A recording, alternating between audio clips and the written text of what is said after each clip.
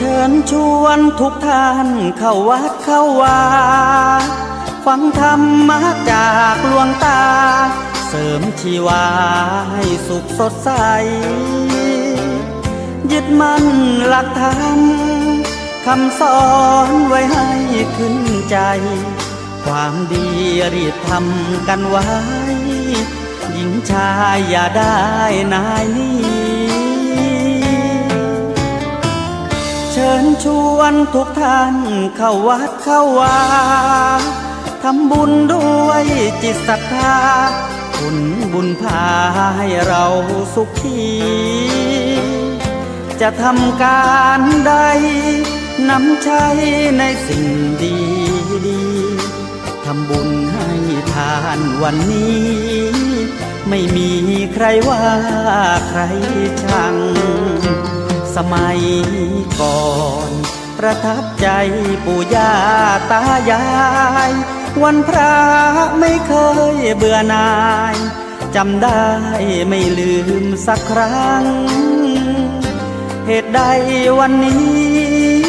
มีคนเข้าวัดน้อยจังอยากให้เหมือนก่อนอีกครั้งฝากความหวังกับคนรุ่นใหม่เชิญชวนทุกท่านเข้าวัดเข้าวารับศีลรับพรหลวงตา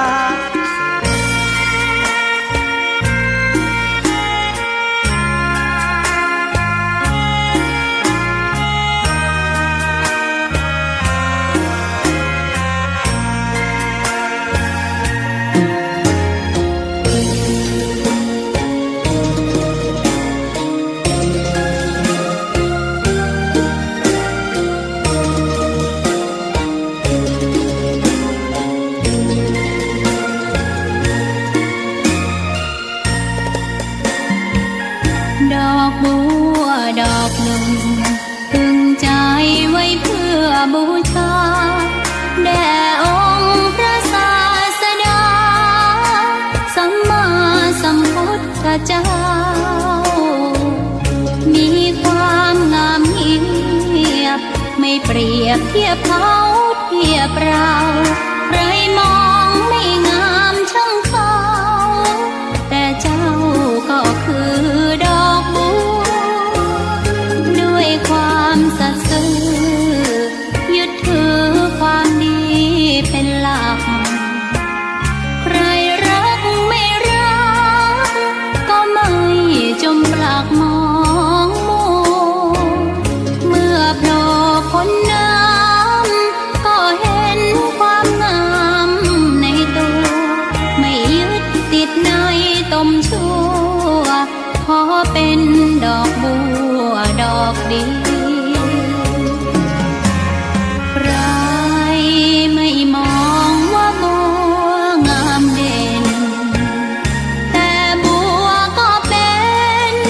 ดอกบัวทุกวันอย่างนี้ไม่อยากเด่นดังแต่มุ่งหวังในทางเด่นดีเกิดมาเพื่อสร้างบารมีถวายชี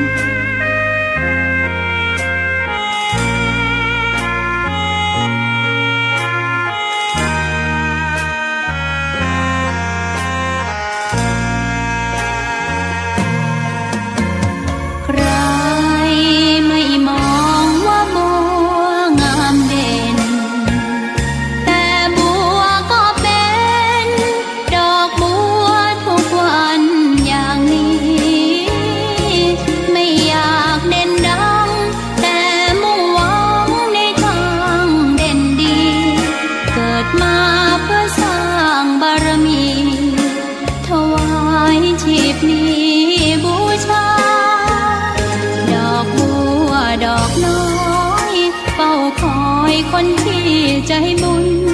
มาโอบเอื้อเกื้อกูลรู้ค่าของบุญเก็บบัวขึ้นมาเพื่อสร้างความดีและเสริมบารมีดังว่าใช้ดอกบัวนี้บูชาพระสัมมาสัมพุทธ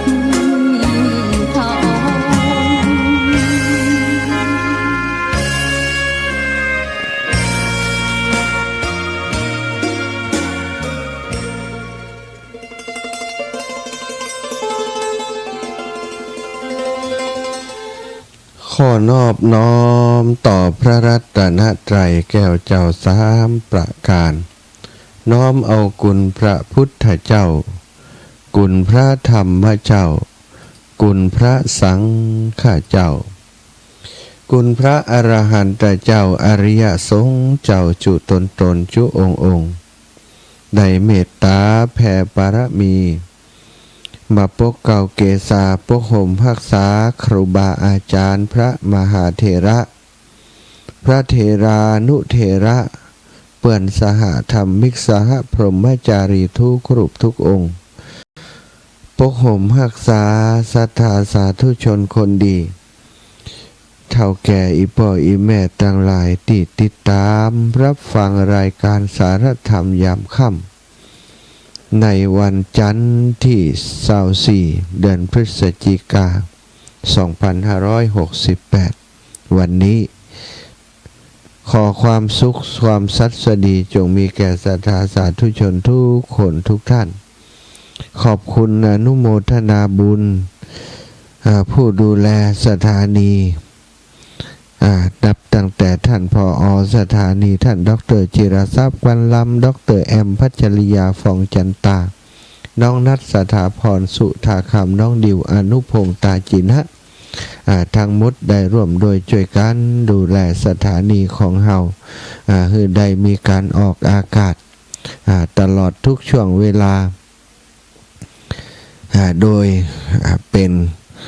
บ่มีค่าตอบแทน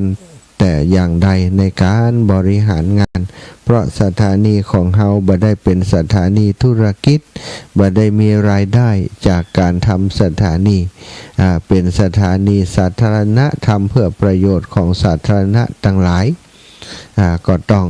อาศัยบุคคลที่มีจิตเสียสละเนาะแม้กระทั่งครูบาอาจารย์ที่มาจัดรายการสถาก็บ่ได้เห็นแก่ค่าจ้างรางวัลบ่มีโฆษณาบ่มีรายได้จากการจัดรายการแต่ประการใดแต่ทุกคนก็มีความเต็มใจ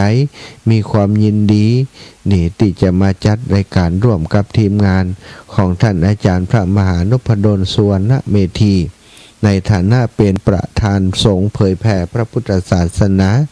จังหวัดลำปางในมอบหมายของหลวงพ่อพระจินดารัตนาพรเจ้าคณะจังหวัดลำปางท่านอาจารย์ก็ได้แนะนำครูบาอาจารย์พระสงฆ์องค์สังฆเจ้าในจังหวัดลำปางของเฮามาจัดรายการตั้งสถานีวิทยุแห่งนี้ 106.50 เมกะเฮิรตซ์จนเป็นที่ยอมรับของศรัทธาสาธุชนผู้สนใจในการฟังธรรมได้ติดตามสดับรับฟังรายการของต่างสถานีหลายๆช่วงเวลาเนาะติดตามกันอย่างอบอุ่นอย่างอบอุ่นเพราะว่าบ่ได้ติดตามเฉยๆติดตามแล้วฟังแล้วได้ความรู้ก็มาเล่าสู่กันฟังโทรมาเป็นกำลังใจครูบาอาจารย์ผู้จัดรายการทุกวัน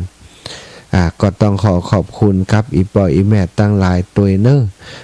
โดยเฉพาะเรื่องของการสนับสนุนเป็นค่าใช้จ่ายค่าน้ำค่าไฟของสถานีซึ่งเป็นสิ่งสำคัญมากต้องขอบคุณเป็นอย่างสูงถ้าบ่มีศรัทธาสนับสนุนสถานีของเฮาก็คงออกอากาศบ่ได้เนาะไปที่ไหนศรัทธาหายหอมมาก็จะได้เก็บรวบรวมไว้มอบคือเจ้าหน้าที่สถานีนำไปบริหารจัดการดูแลสถานีต่อไป อีกสถานีหนึ่งนะก็104.50 เมกะเฮิรตซ์สถานีวิทยุเพื่อการศึกษาศาสนาวัฒนธรรมของวัดฝายหินโดยเมตตาปรมีของท่านอาจารย์พระครูสมุวิศวัตวรกิจโจได้เชื่อมสัญญาณลิงก์สัญญาณไปตังเชียงใหม่ผ่านเครือข่ายสถานีของเฮาแห่งนี้บางวันตังครูบาอาจารย์ก็สัญญาณไปในคลื่นสีขาวก็มีวันก่อนก็ได้เชื่อมไปยังคลื่นสีขาวตุยทำให้ปล่อยแม่ตั้งหลายที่ฟังรายการของคลื่นสีขาวก็ได้สดับรับฟังเนาะตังเจียงไฮ้ตังวังเหนือตังแม่สวยก็ได้ฟังวันนี้พบปะกันแล้วก่อนที่จะนำสารธรรมเรื่องราวอายังจ้ามาอุจาวันนี้ก็จะปากันไหว้พระสวดมนต์ก่อนเนาะไหว้พระเรียบร้อยก่อนสนทนาอุจากันต่อไปกราบพระพร้อมกันเนอกราบหนึ่งพุทโธเมนาโถกราบสองธัมโมเมนาโถกราบสามสังโฆเมนาโถ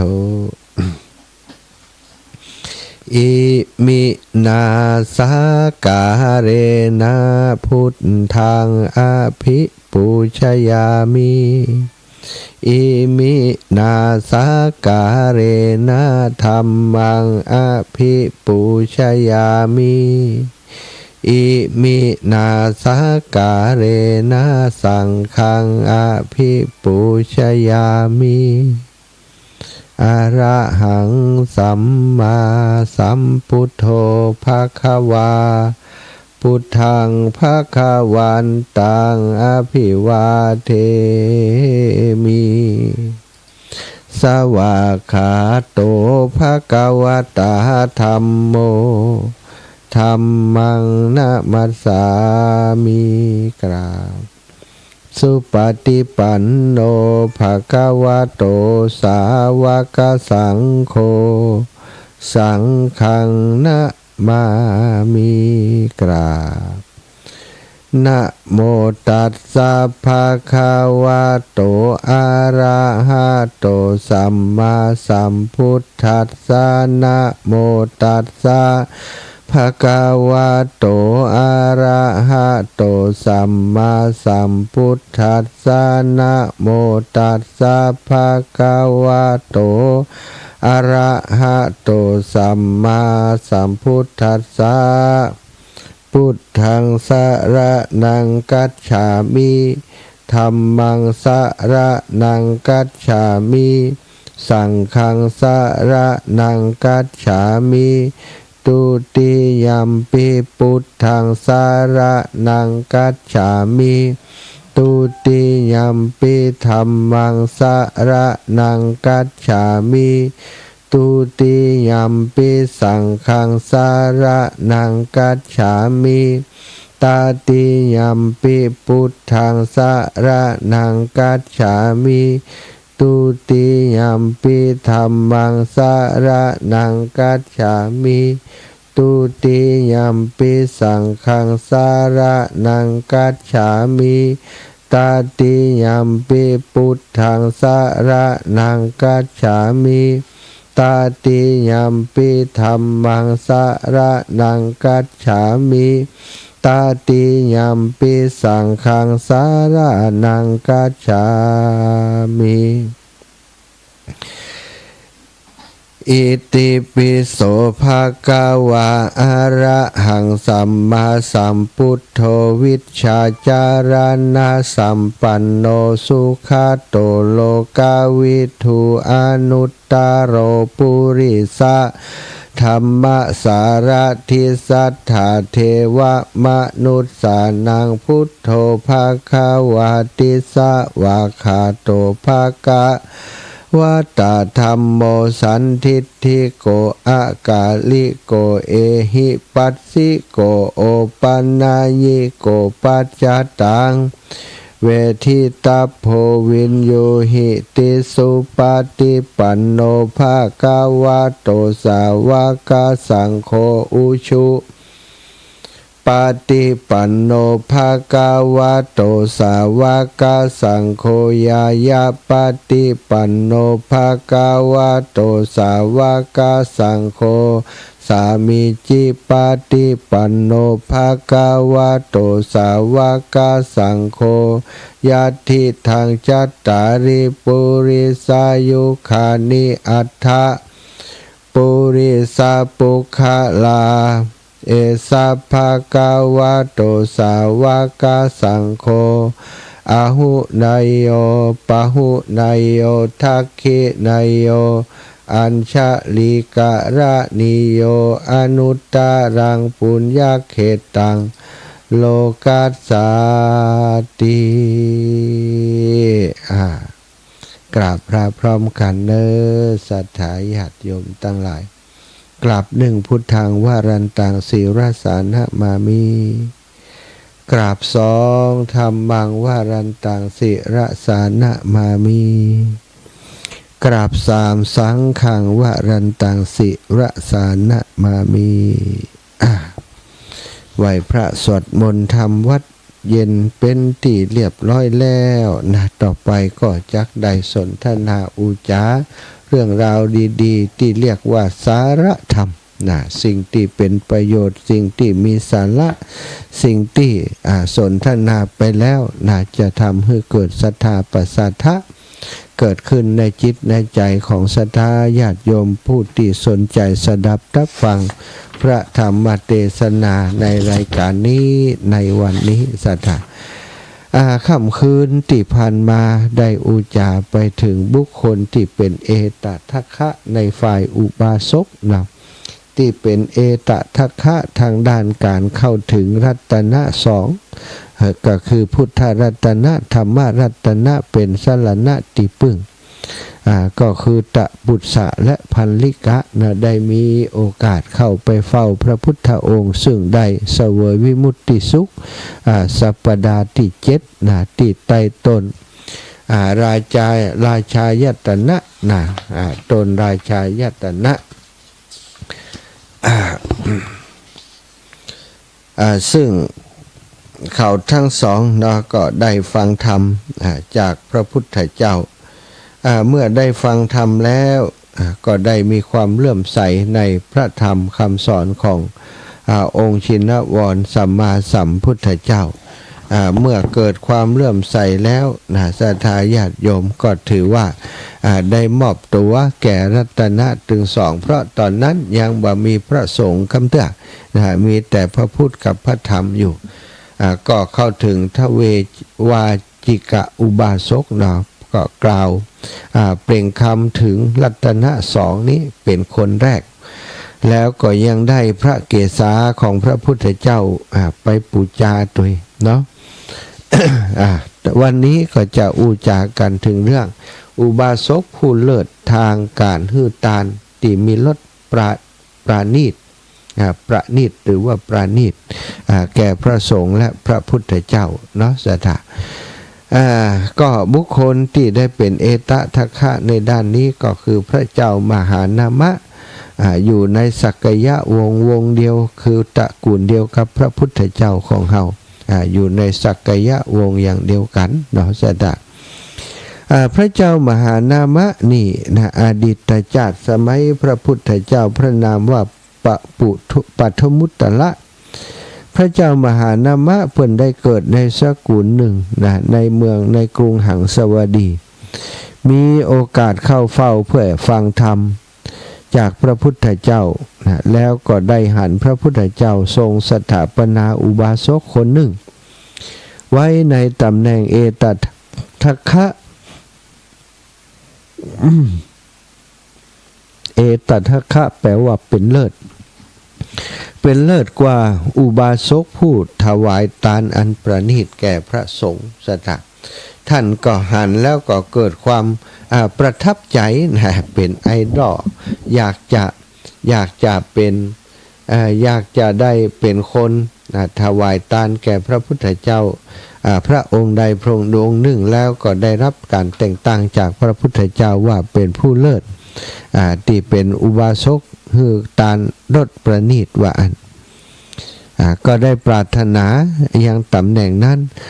ซึ่งเมื่อปรารถนาแล้วพระพุทธองค์พระพุทธเจ้าพระนามว่าปุถุมุตตละก็ทรงพยากรณ์ว่าโอ้ อุบาสกนะการที่เธอปรารถนาจะเป็นเอตทัคคะตั้งการฮือทานอันประณีตนั้นเป็นย่อม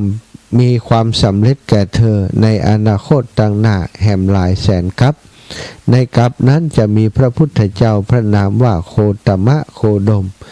เธอจักเกิดในราชสกุลเดียวกันแล้วก็จะได้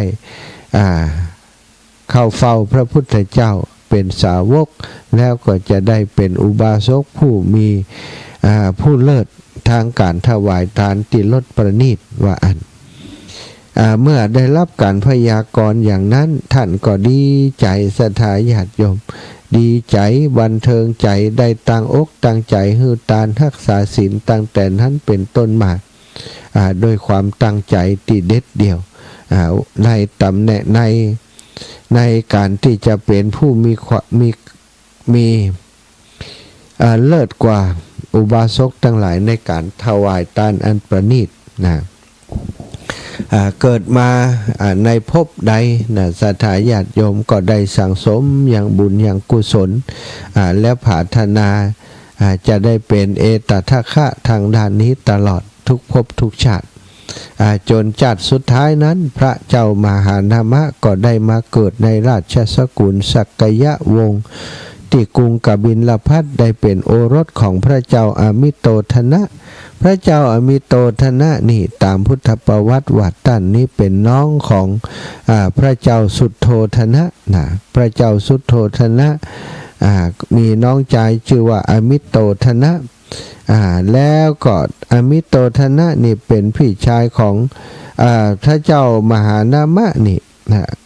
เจ้าอมิโตทนะมีลูก2 คนนะมีลูก2 คนก็คือพระเจ้ามหานามะแล้วก็พระอนุรุทธะนะสถาที่เป็นผู้ชาย2 คนพระเจ้าอนุรุทธะนั้นก็ได้มาบวชนะบวชในพระพุทธศาสนาแล้วก็ได้บรรลุธรรมเป็นพระอรหันต์นะสถาแล้วก็ได้ทรงพระพุทธองค์ทรงแต่งตั้งว่าเป็นผู้เลิศนะเป็นผู้เลิศกว่าภิกษุทั้งหลายที่มีตาทิพย์นะสถาตอนที่พระพุทธองค์ทรงดับขันธปรินิพพานก็ได้พระเจ้าได้พระอนุรุทธะนะเป็นผู้พยากรณ์ว่าตอนนี้พระพุทธองค์เข้าฌานใดออกฌานใดอยู่ที่ไหนแล้วนะสถาจิตของพระองค์เข้าไปเสวยวิมุตติอยู่จุดใดฌานที่1ที่2ที่3ที่4เข้าออกอย่างนั้นแล้วก็มาอยู่ที่ไหนนี่ท่านเห็นท่านมีตาทิพย์ที่ยอดกว่าภิกษุทั้งหลายที่ในด้านนี้นะด้านตาทิพย์นี่นะสัทธาท่านว่าเจ้ามหานามะนี่มีอายุนักกว่าพระพุทธเจ้าของเขาเกิงเดือนเกิดก่อนพระพุทธเจ้าไปเกิงเดือนสัทธาญาติโยมท่านเป็นอริยสาวกดำรงอยู่ในผลทั้งสองเป็นพระอริยสาวกชั้นสกทาคามีสกทาคามีมรรคสกทาคามีผลถึง2 อย่างตัวตอนที่เจ้าชายสิทธัตถะทรงออกบวชพวกเจ้าสักยะนะหลังจากที่พระพุทธองค์ทรงเสด็จไปโปรดพระประยุรญาติที่กรุงกบิลพัสนะสถานหลังจากนั้นมา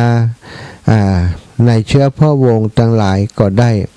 แต่ละสกุลก็ได้ออกบวชติดตามพระพุทธเจ้าแล้วก็ในตระกูลของพระเจ้าอมิโตทนะนี้นะก็มีที่จะบวชได้ก็คือพระกุมารอนุรุทธะกุมารครับมหานามะกุมารนี่แหละ2 คนนี่แหละจะได้เป็นผู้ชายซึ่งสามารถออกบวชติดตามพระพุทธเจ้าได้เมื่อพระเจ้าอนุรุทธะหู้ความประสงค์ของพระประยุรญาติว่าของบิดามารดาว่าตอนนี้นี่ในราชสกุลของเฮานี่ยังบ่มีไผออกบวชติดตามพระพุทธเจ้าเลยเธอ2 คนพี่น้องนี่ต้องคนใดคนหนึ่งจะต้องไปบวชติดตามพระพุทธเจ้า พระเจ้าอนุรุทธะได้ยินอย่างนั้นก็บอกว่าโอ้การที่จะไปบวชนี่เป็นเรื่องละเอียดอ่อนเป็นของยากนะศรัทธาผมบ่ไหวจะไปบวชอย่างนั้นพี่อ้ายเอ่ย ผมไม่เป็นสุขุมารชาติสุขุมารชาติขนาดที่ว่ากรรมว่าบ่มีนี่บ่เคยได้ยินคำเตือ ได้อย่างก็ได้อย่างใจหมดนะคำว่าบ่มีนี่บ่เคยได้ยินนะบุญเก่าที่เพิ่นสร้างสมไว้ขอให้ข้าพเจ้าอย่าได้ยินคำว่าอยากจนอย่าได้ยินคำว่าคัดสนอย่าได้ยินคำว่าบ่มีทุกภพทุกชาติปรารถนาอย่างขอให้ได้หมดว่ะ ทำบุญปรารถนาอย่างนี้ก็ได้เป็นคนที่มีเสวยความสุขจากบุญที่เปิ้นทำเนาะศรัทธาชาติสุดท้ายที่เกิดเป็นพระอนุรุทธะนี่ก็มีเรื่องเล่าที่ว่าตอนเล่นสกาเล่นหมากฮอดด้วยกันกับพระกุมารทั้งหลายที่เป็นเพื่อนนะเป็นเพื่อนกันเล่นแล้วก็เจ้าอนุรุทธะกับก้านติ๊กๆสถานการเปื่อนพอก้านเปื่อนเนี่ยยังได้พอก้านเปื่อนก็ต้องเสียขนมเนาะไปเอาขนมที่บ้านจนขนมมดสถานก้านจนที่ขนมที่แม่ทำมดเชียงมดสร้อยแล้วก็ก้านแหมอยู่ก็ไปขอขนมแหมแม่ก็บอกว่าบะมีขนมบะมีแล้วนะคนใจก็หล่นไปบอกเจ้าอนุรุทธะบอกว่าพระมารดาของท่านบอกว่าขนมบะมีเอานั่นน่ะขนมบะมีนะเอามาเลยวะ คนบริวารก็หล่นไปติพระราชวังก็ไปแจ้งให้พระมารดาของเจ้าอนุรุทธะทราบว่าพระกุมารบอกว่าเอาขนมบะมีนั่นแหละมาวะพระมารดาก็เลยมาลำเปิงนึกว่าโอ้ลูกเขานี่เป็นคนที่มีบุญเก่ามานักแม้กระทั่งคำว่าบะมีก็ยังบ่ฮู้จักเนี่ยได้อย่างก็ได้หมดนะขออย่างก็ได้หมดเอาละวันนี้เราจะสอนคำว่าบะมีให้ลูกเขาได้เข้าใจก็เลยเอาฝาชีไปครอบกับถาดทองตีอันใส่ขนมไปครั้งก่อนเนี่ยเอาฝาชีครอบไว้เอาไปเนี่ยขนมบะมี เอาไปสถานอยากออกจากห้องครัวเนาะห้องเสวยห้องปรุงขนมของพระมารดาของเจ้านุทะออกไปที่คนรับใช้ได้ถือถาดไปผ่านเปล่าๆไปปรากฏว่าถาดเปล่านั้นแทนที่จะบะมีกลิ่นยี่อย่างสักอย่างกลับเป็นกลิ่นหอมคละคลุ้งไปทั่วนครนั้นวะสถานกลิ่นหอมแล้วก็น่ากินใครได้กินก็อยากจะกินนะสิ่งที่มันหอมเข้ามานั้นคนรับใช้เมื่อเอาไปถึงพระกุมารอนุรุทธะและกุมารทั้งหลายกระตกตะลึงว่าอะไรอย่างมันถึงหอมอย่างอี้หอมคละคลุ้งไปหมดเนี่ยคืออะไรอย่างไอคนที่ถือไปก็บ่ฮู้นะครับนะตะกี้พระมารดาของพระองค์เอาฝ่ายชีครอบมันนั้นแล้วก็ส่งให้ผมบอกเนี่ยขนมบะหมี่เมื่อพระกุมารทั้งหลายได้กลิ่นหอมที่มาจากในภาชนะนั้นก็ปากันเปิดซะท่าโอ้โหอยากปากันเปิดข้าวหนมที่หั่นในเบื้องหน้าเป็นข้าวหนมที่บ่เคยหั่นมาก่อนฟูน่ากินมากนะสีสันก็น่ากินดูแล้วน่ากินมาก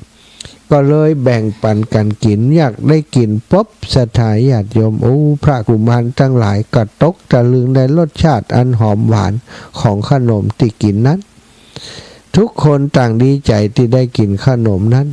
แต่อนุรุทธะกุมารกลับให้สะอื้นสถาบัเล่นแล้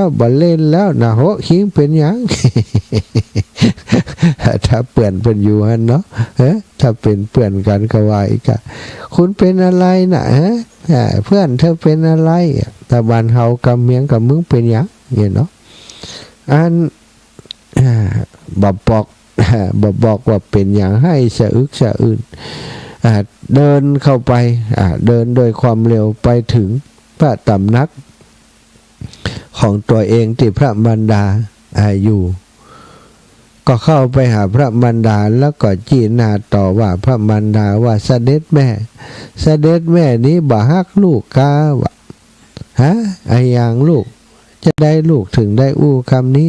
ทำไมจะบ่ฮักล่ะลูกคือแก้วตาดวงใจของแม่ของพ่อลูกใครได้หยังแม่ก็หาให้ได้ทุกอย่างแม่บ่ต้องมาอู้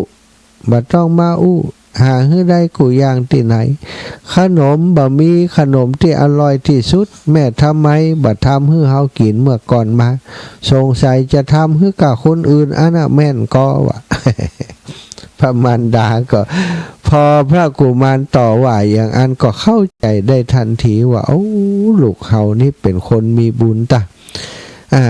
ขนมที่เขาบอกบะหมี่นั่นคือบะหมี่จริงๆแต่ว่าตอนนี้คงจะเป็นอภินิหารด้วยอำนาจของเทวดาทั้งหลายได้เนรมิตฮื้อถาดเปล่าๆนั้นกลายเป็นถาดที่มีขนมอยู่และก็คงเป็นขนมที่เทวดาใจอิทธิฤทธิ์ในการทำให้ขนมนั้นเป็นสิ่งที่อร่อยที่สุดดังที่พระกุมารว่าก็เลยบอกว่าเอาลูกแม่ขอโทษเอาละจะไปให้ตั้งแต่นี้ไปแม่จะทำให้กินทุกวัน มันทำง่าย เอาขอเต็มเอาอันเต็มใจก็แม่จะทำให้กินทุกวันนะขนมนี่นะลูกบะไก่เนี่ยนะบะไก่ไม่มีไก่แม่อีหรอ ไม่มีเบื่อแน่นอนขอให้เสด็จแม่ทำให้ลูกเถอะอีลูก พระมารดากดได้ใจคำนี้สบายกุละกุมตรงเนี้ยอย่างเอาถาดมาฝาชีเข้าขอบขนมไม่มีส่งไปให้พระกุมารก็เป็นเรื่องอย่างนั้นนะสถาขนาดคำว่าบะหมี่นี่ยังบอกหูจัก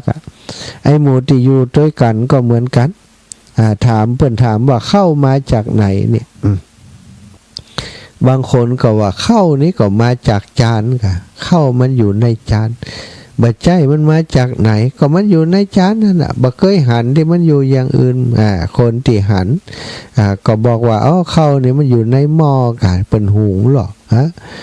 คนที่หู้กว่านั้นไปบะใจก่อนจะอยู่ในหม้อนี่เปิ่นเอามาใส่ครกต่ำก็หรอก็มันใจตาก่อนที่จะมาใส่โคกมันอยู่ที่ยุ่งฉางก่อนที่จะอยู่ยุ่งฉางมันอยู่ในไห่ในนาที่เจ้าบ้านเปิ่นปลูกข้าวแล้วทำข้าวมาให้เฮากินนะบางคนบ่ฮู้นะเจ้าอนุรุทธะบอกว่าข้าวก็คืออยู่ในจานนั้นไม่ได้อยู่ที่อื่นนะมาจากไหนบ่ฮู้บ่เคยหันเปิ่นทำนะอันนี้เรียกว่าเป็นสุขุมารชาติบ่เคยทำอย่างนักเลยมือนี่นิ่มนะนิ่มกว่าหน้าเฮาก่อน หน้าของคนทั้งหลายมือเป็นนิ่มว่าอันเราสุขุมารชาติแล้วก็มีขนสีทองรอบพระวรกายนะทั่วร่างกายเป็นขนสีทองละเอียดนุ่มนะนี่คือเจ้าชายอนุรุทธะเมื่อถูกกำหนดว่าจะต้องไปบวชตามพระพุทธเจ้าก็เลยบอกพระบอกปีอ้ายว่าผมบ่ไหวอ้ายบวชเถอะอีหล่ะผมจะอยู่ครองเรือนเองผมจะอยู่ครองเรือนเองแต่กะน้องจะอยู่ครองเรือนแต่กะฉะนั้นน้องก็ต้องเฮียนนะน้องต้องเฮียนว่าการครองเรือนจะต้องเนี่ยอย่างเฮาอยู่ในสักยะวงศ์บัดเดี๋ยวนี้ถ้าน้องอยู่ต้องครองเรือนน้องจะต้องขึ้นครองราชแทนปีตอนนี้เจ้ามหานามะก็เป็นคนปกครองหรือว่าเป็นกษัตริย์ของพวกสักยะวงศ์กรุงกบิลพัสอยู่แทนพระเจ้าสุโธทนะนะสดาเมื่อเป็นอย่างนั้นเมื่อเป็นอย่างนั้นเจ้าชายมหานามะเจ้าชายมหานามะก็สอนน้องว่าน้องจะต้องทำหน้าที่อย่างพ่องในการเป็นพระราชาที่จะครองเมืองไปหน้านั้นก็คือต้องรู้เรื่องการทำไร่ทำนาทำไร่ทำนาทำอย่างใดเสด็จพี่อีหล่ะนี่ถึงเดือนนี้นะเดือน3เดือน4น้องจะต้องเอาไปเที่ยวถังบริวารไปเที่ยวถังให้นาไถนาเอาน้ำเขาดองไว้แล้วก็หว่านก้าก็เติกก้าเพียก้าหว่านก้าพอก้าใหญ่แล้วก็เตรียมเอามาปลูกขั้นตอนต้องเล่าให้ฟังละเอียดยิบ ใจเวลาประมาณ3 เดือน4 เดือนกว่าข้าวจะออกรวงแล้วก็เกี่ยวข้าวตีข้าวแล้วเอาเข้ายุ้งฉางเข้าทุเอาไว้กินเข้าทุแล้วก็เอาไปสีเอาไปตำนะเอามาหุงหาฮื้อบริวารและก็ตัวเองได้กินพระเจ้าอนุรุทธะพอฟังอย่างนั้นเอาแหมละบ่ไหว โอ้แล้วมันจะสิ้นสุดบัดใดปีอ้ายมันจะสิ้นสุดบัดใดเจริญปอนแม่มันดับไปแล้วท่าน มันดับกะวิทยุดับกะเจ้ามันจะได้ดับก็บ่ฮู้นะเดี๋ยวถามละออนกันเด้อเจ้าพอกำก่อนเด้อมันดับหรือไม่ดับใครที่ฟังอยู่ลำปางวิทยุดับกำดับปิงกะเย็นวอยกะดับปิงเย็นวอย ลำปางดับปิงเย็นวอยเนอะอีน่ะฟังก่อนดับไปแต่น่ะสถานีดับเดี๋ยวบอกน้องนัดกันเนอะแม่เนอะน้องนัดเช็คได้หรือไม่อาจจะเป็นไฟดับก็ได้นะไฟติวัดบุญยวาสเช็คกำน้อไฟอาจจะดับก็ได้ลูกบ่าวมีเพลงม่วนกับเพลงหมูกระทะ ลูกล่าไฟดับก็ว่าอย่างไรสถานีเช็คว่ารีเซ็ตกันแล้วลูกครับลูกครับผมรอรีเช็คกรรมก่อนกันแล้วกันตอนนี้ต้องพักเบรกฟังเพลงก่อนเพราะบันแน่ใจว่าสถานีเป็นอย่างไรนะ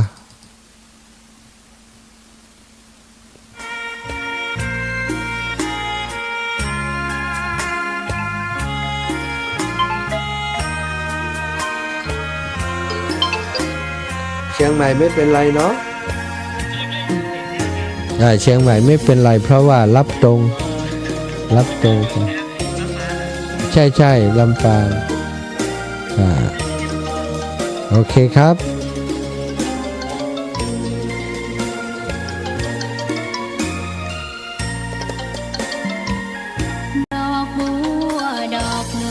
ว่าได้ลูก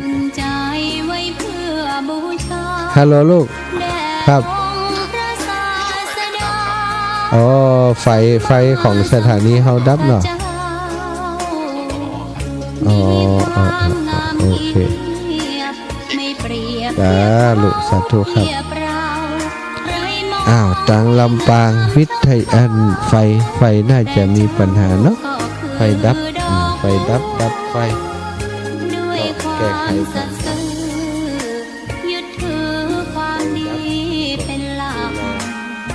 เดี๋ยวน้องนัดจะติดต่อไปก็อาจจะบัตรตั้งนะสำหรับสภาที่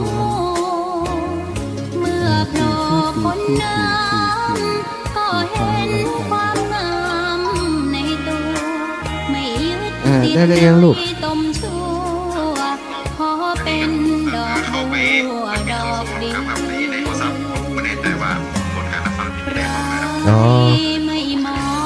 จ้าลูกจ้าศรัทธาญาติโยมผลการรับฟังเป็นยังไงนะถึงเรื่องนั้นคือจบเหตุก่อนนะจบช่วงจบตอนไปก่อนเนาะก็ว่าเมื่อคือพอเปิ่นบอกคือเนี้ยนากว่าเนี้ยไหว มันเรื่องเอาเข้านาเอาน้ำเข้านาเอาน้ำออกนาต้องไถนาต้องหว่านต้องปลูกต้องดำต้องดูแลน้ำตลอดวันและมันจะสิ้นสุดบ่ได้บ่มีสิ้นสุดมันต้องทำทุกปีถ้าอย่างนี้ผมกำไหวพี่ไออันของราชผมจะไปบวช สุดท้ายพระเจ้าชาย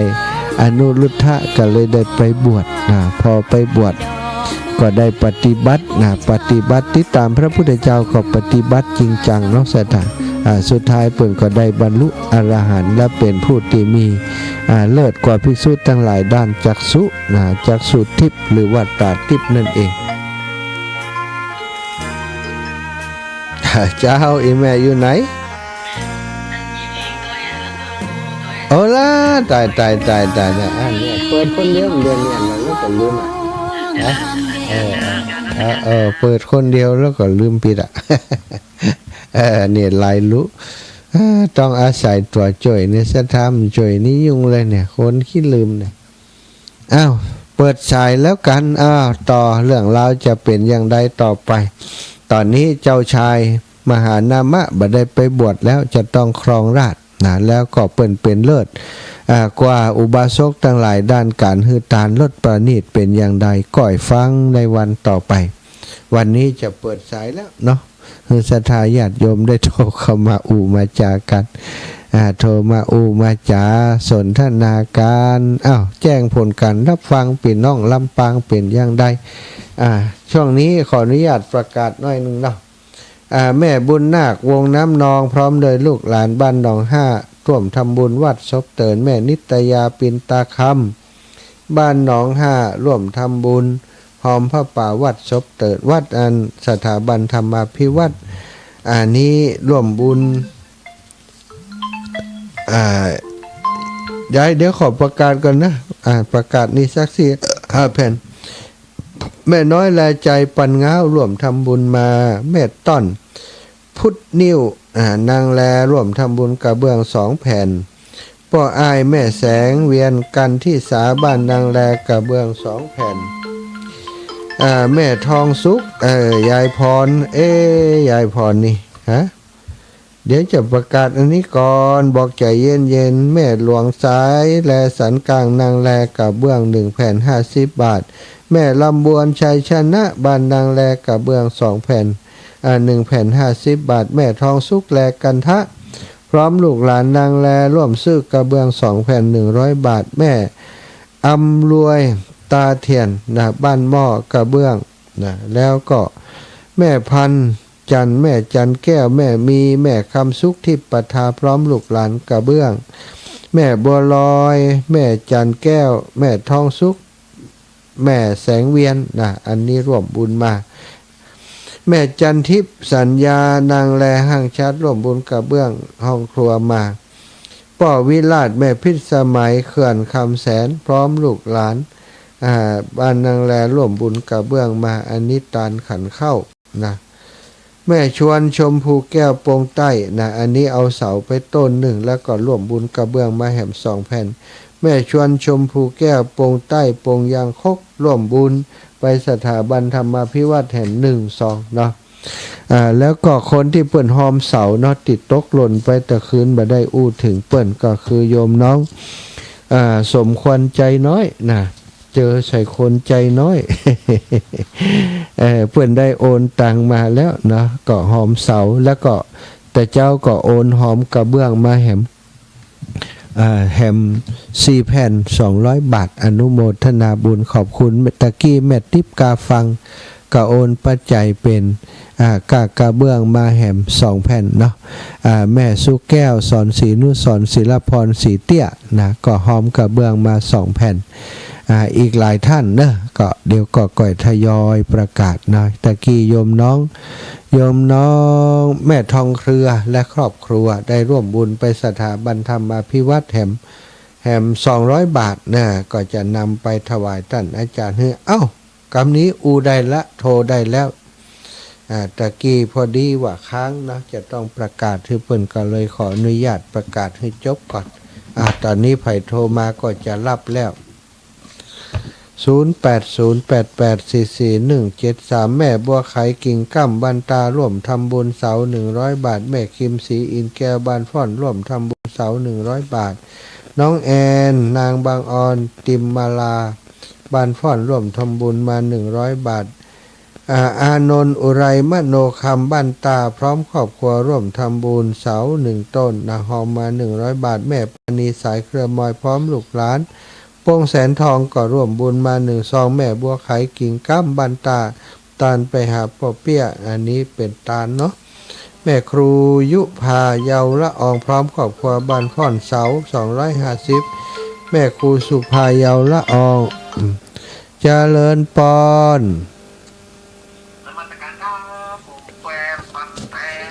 ฟันปอมเจริญพร งานแล้วเนาะผมมีงานอย่างว่าครับเนาะ มีก็แปลงห้องครัวนี่ไผว่ามีงานมาพอแล้ว หืม เนี่ยวิดีโอเนี่ยเนาะ เออ มีงานมั้ยเนาะ มีกะเร็วๆนี่นะวันที่26นี่วันที่26นี่ตัวนี่ก็มีงานด้วยเปิ้นสักเตีย ผมมาการใจมาได้ครับเนาะ สาธุครับ ครับแล้วมันการงาน พี่น้องเจียงใหม่อีก1คนเจริญปอนโยมแม่ เจ้าไว้สาเจ้าเนี่ยแม่จะหอมอันกระเบื้อง2แผ่นแล้วก็ร่วมหอมพระป่า จะฉันสาธิต วัดเนี่ย ซบเติน สถาบันเนาะ สถาบันธรรมาภิวัตร เอาให้แม่ได้เลยแล้วแม่จะโอนให้ทีหลังนะ สถาบันต่อใด100กะ เอาหอมพระป่า100แล้วเอาหอมอันกระเบื้องตุลุก100เนาะ แม่นวลผ้าป่า100กอบเบื้อง100โอเค เจ้าถ้าแม่ได้โอนมาได้แม่จะโทรบอกเลย เจ้าสาธุเจ้า จ้า เจริญปอนแม่สุขคำปะแล้ว เจ้าแม่หอมเจ้า200นะลูก แม่ย่าสุข เสา 200 เป็นอันน้ำกระไพให้อย่า200เด้อ ค่าไฟ200เจ้า เจ้า ขนมมีกะ แล้วก็ขนมเยอะ กระเบื้องเป็นกระเบื้องเห็ดร้อย เจ้า โอเค นะเป็น500ล่ะ เป็น500จับ เจ้าแต่คืออันน้องปอยโอนไปเด้อ ผมถูกเก็บไปอันบันสีหมวดเก้า อ๋อ ไปก็ ผูกคันมาให้อีก ไปบินทบาทสีหมวดเก้ากับหนองยางเนื้อยาเด้อ เจ้าอันเราผูกกันไปถึงคันเนาะ เจ้าอย่าไปปุ่นไก่ล่ะ เจ้า เนี่ยไปเอาค่ะ ปล่อยไฟได้อยู่ เจ้าอย่า เจ้าสาธุแม่ยาสุขคำปะแล้วนะเพิ่มเติมมาแม่นวลยอดคำปันหอมผ้าป่าสถาบันธรรมาภิวัตร100กระเบื้อง100นะได้2แผ่นตกแผ่น50นะวันนี้ก็ขึ้นโครงสร้างแล้วเนาะสำหรับห้องครัววันก่อนปกเสา 3 คนขี้เปียเหี่ยคนเกือบแล้วนะ6 ตนบ่ได้แต่ว่ามันเป็นเสาใหญ่เสาปูนนักอยู่เนาะถ้ามีรถเข็นจ่อยนี่ยกบ่ไหวแน่อาจจะรถเข็นเหมือนครับเปิ่นเอาล้อเอาเกวียนเอาล้อวันเฮาสมัยก่อนเนาะเวลาเปิ่นตั้งเสานี่เปิ่นปกล้อนี่มันมีแหงนะอันนี้ก็ใจรถเข็นปกจ่อย วันนี้ก็ขึ้นติดแปรเรียบร้อยวันผูกก็จะติดข้าวติดอะไรอย่างติดก่อนติดการพาว่าไปเนาะก็ทำเองนะงานพอบางอย่างพอทำได้ก็ทำเอาถ้าไปจ้างเปิ่นเนี่ยโอ้สตางค์เปิ่นฮือมา7-8 หมื่นนี่ก็จะบักกุ้มนั่นกุ้มนี่นะบัดเดียวนี่ขอคือมันได้หลังคาแล้วก่อน ได้โครงสร้างหลังคาได้มุงหลังคาเรียบร้อยรายละเอียดหมู่นั้นก็ก่อยแยะไปกำน้อยเนาะเทปื้นกาไออย่างกานี่มีสตังก่อยแยะไปทำไปก็หลายคนหลายท่านเน้อโยมป่อโยมแม่ตั้งหลายหันอาตมาทำงานก็อินดูนะก็ได้ให้หอมมาช่วยสนับสนุนมาเป็นกระเบื้องกาปูนกานะแล้วก็เสาที่หอมมาเนาะก็เล็กหลังคาโครงสร้างก็ใจเล็กใจอย่างอยู่ถ้าไผจะหอมทั่วไปก็ได้เนอะมาเจาะจงเอาอย่างก็ได้แล้วแต่อาจารย์นะบางคนก็บอกอย่างนั้นเนาะแล้วแต่อาจารย์จะเอาไปอย่างซื้อเล็กว่าพรุ่งนี้สั่งเล็กกล่อง3เล็กกล่อง3มา20 เส้นแล้วก็กล่อง2นะกล่อง2แฮม10 เส้นเอามาใจในการมุงหลังคาทำโครงสร้าง ใครจะร่วมโดยช่วยกันก็เจริญปอนทำไปเรื่อยๆเนาะมีตังมุดก็ยุดถ้าได้ตังมาก็ทำไปเพราะบ่ได้หีบฮ้อนอะไรอย่างแล้วตัวเองก็บ่ได้มีสตังอยู่ในมือเป็นกอบเป็นกำก็เป็นสตังตังอากาศศรัทธาญาติโยมฟังรายการโอ้ท่านอาจารย์ทำงานแล้วอินดูแน่เพิ่นก็หอมมาก็มาดูเองเนาะวันหลังที่มาที่วัดบรรพตสถิตก็มาดูเนื้อนางานมาดูสิ่งที่อาตมาทำไว้ให้ศรัทธาเนาะก็จะได้หันด้วยตัวเองเจริญปอนอีแม่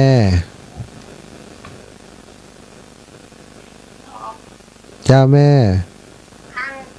มาช้างมันสีมันเก่าจะได้ก็ไม่ถึงไม่หรอก ปางตางสีหมดเก้ากะอีแม่มาตั้งอ๋ออีแม่มาตั้งเดี๋ยวคือตังมาอีแม่ก่อนมาตั้งตรงมันอยู่เทิร์นท่านฮะมันอยู่ฝั่งทั้งใจวันหลอกนี่นะใจแต่ตรงข้ามกับบ้านร่องตรงข้ามกับทางบ้านร่องเลยถ้ามาตังปุ่นหน่อเลยไอ้อย่างก็มาเนี่ยไอ้แม่ตีอันสำนักงานเทศบาลเขล้างนครมาเลยมาถึงก่อนจะถึงตังเข้าบ้านร่องเนี่ยมันจะเป็นชุดยูเทิร์นเหมือนกับมาจากเชียงใหม่ที่สะพานต่างระดับต่างระดับซุปเปอร์ฮันนะเลยไปฮันน้อยก็จะเป็นชุดยูเทิร์นนี่ไหมชุดยูเทิร์นก็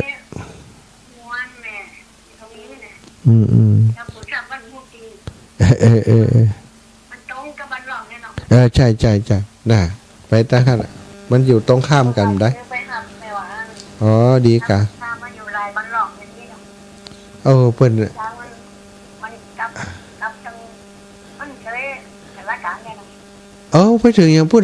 ไปถึงอย่างพูดนี่แม่มันนี่มันต่างกันใช่ไปแล้วมั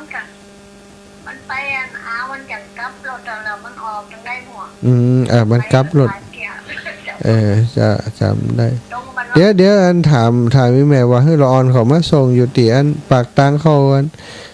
อันก้อนมันก็เซเว่นท่านก็ได้นะเซเว่นง่ายดีน่ะเซเว่นนั่นปากตังเข้าบ้านร่องนะเดี๋ยวจะเปิดวันผูกเขาป้าเปิดอยู่จะถูกจะไปบิณฑบาตสีหมดเก้ากับหนองยางดีกะดีละดีดีกะแต่ห้ามกันเนาะสัตว์ทุกค่ะดีแล้วขอบคุณอีกแบบนึงแม่ยาเล็กปาวลีอินสุวรรณว่ายังได้จ้าเจริญพรแม่ยาฮัลโหลรับแล้วแม่ยารับแล้วของแม่ที่แพนเจ้ากระเบี้ยงเจ้าแม่ยาเล็ก10 แผ่นเจ้าก็เป็นนี่แล้วก็เขาอยากขอท่านชวนแม่ไปซุกไปกับยาก็ได้นะไปบ้านสมเปิดนะผมมีเบอร์โทรเปิดเบอร์ปัญหา10 แผ่นละ10 กระเช้าก็แม่ยาสุกคำไปแล้วแม่ยาเล็กจนไปแอวซบเตินตัวเปิ่นจะหับไปโอเคนะวันผูกเจอกันครับแม่ยาสุกจะบอกเปิ่นแหมเด้อเจ้าไว้สาเจ้าขอบคุณเจ้าสาธุบุญรักษาโยมแม่นักแม่ยาเล็กปาวลีอินสุวรร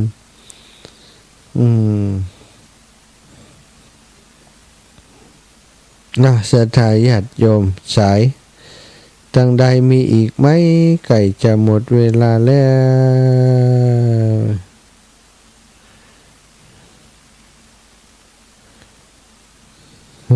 วศรัทธาญาติโยม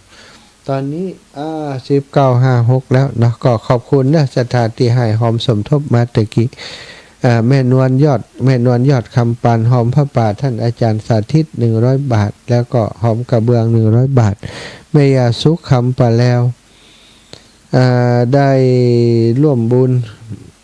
เสา200 บาทค่าไฟ200แล้วก็กระเบื้อง100 บาทแม่ศรีนวลวงชมพูตะกี้นี่แจ้งมาว่าอันไผจะไปฮับแม่บัวเย็นนะเดี๋ยวถูกจะอูกะอีแม่แล้วก็แม่ยาเล็กปาวลีอินสุวรรณนะ100 แผ่น10 แผ่น10 แผ่นแผ่นละ50นะก็เป็น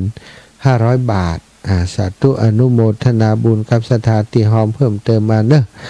ท่านอื่นๆเดี๋ยวก็ประชาสัมพันธ์บอกกล่าวในวันอื่นๆนะสำหรับวันนี้ขอบคุณทุกคนติดตามรับฟังรายการตึงที่ใน Facebook โดยตึง YouTube โดยแล้วก็ทางสถานีวิทยุตึง2 คลื่นนะทางคลื่นของลำปาง 106.50 และ 104.50 เชียงใหม่ทุกคนทุกท่านอยู่ดีมีสุขอายุมันขวัญยืนเนอสายสุดท้ายมาอยู่นอกเจริญปอนแม่ย่าแม่ชื่นกันท่าตันเจ้าแหงหอมกระเบื้อง2 แผ่นเจ้ารอหนึ่งแม่ย่าชื่นกันท่าตันแม่สบายดีเนาะเจ้าสบายดีเจ้าสาธุแม่โอ้แล้วแม่จะเอาโซสลิปเป็นผู้อาจารย์เจ้าแม่สองแผ่นก็อย่างก็แบบ100 บาทเนาะ2 แผ่นเจ้าสาธุเจ้าแม่เจริญปอนแม่สมบูรณ์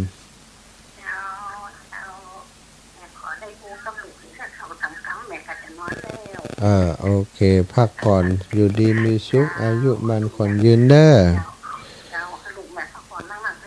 สาธุค่ะหมดเวลาแล้วบุญรักษาเทวดาคุ้มครองทุกคนทุกท่านจัตตารโอธรรมาวัฏันติอายุวันโนสุขังพระลา